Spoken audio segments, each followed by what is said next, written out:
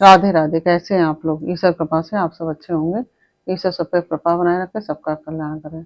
आज हम बताने जा रहे हैं कि पौष मास के शुक्ल पक्ष की जो एकादशी होती है उसको पुत्रदा एकादशी कहते हैं। और मान्यता है कि इस दिन उपवास रखकर विधि पूर्वक भगवान विष्णु की पूजा करने से व्यक्ति को संतान सुख प्राप्त होता है और यह संतान के सुख की प्राप्ति कराने वाली है।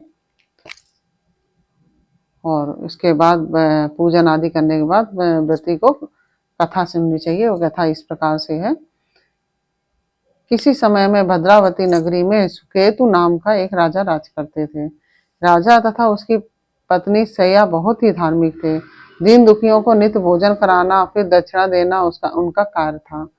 संपूर्ण धन धान से संपूर्ण खजाना भरा था और परंतु घर का आंगन एक पुत्र के बिना सूना था। पुत्र के लिए कई कई एक पुत्रेष्टि यज्ञ करवाए, धर्मशालाएं बनवाई, पूर्ण दान पुण्य किए, फिर भी कोई नतीजा नहीं निकला।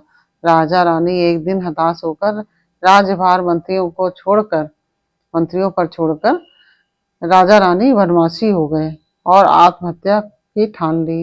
लेकिन उन्हें सहसा याद आया कि आत्महत्या के समान कोई पाप नहीं है। इसी उधेड़बुन में वे दोनों वहां गए जहां ऋषियों का आश्रम व जलाशय था।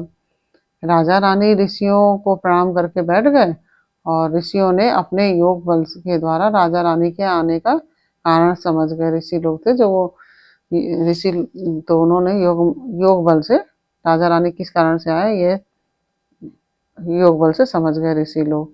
ऋषियों ने राजा रानी से कहा कि तुम जिस कारण से आए हो हम समझ गए हैं। तुम इस महीने से एकादशी का व्रत करो तो तुम्हारे घर में पुत्र का आगमन होगा।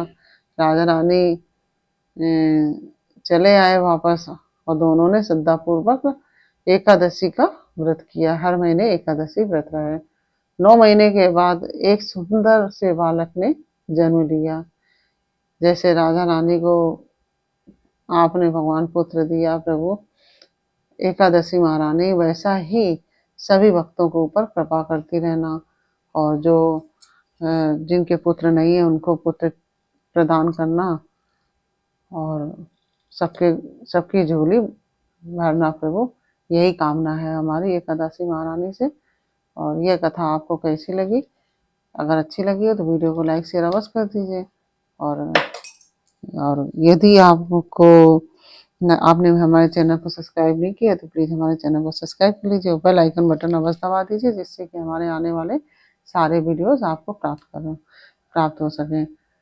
फिर मिलते हैं आपसे अगले वीडियो में एक नई जानकारी, एक नई कहानी के साथ। तब तक के लिए राधे राधे।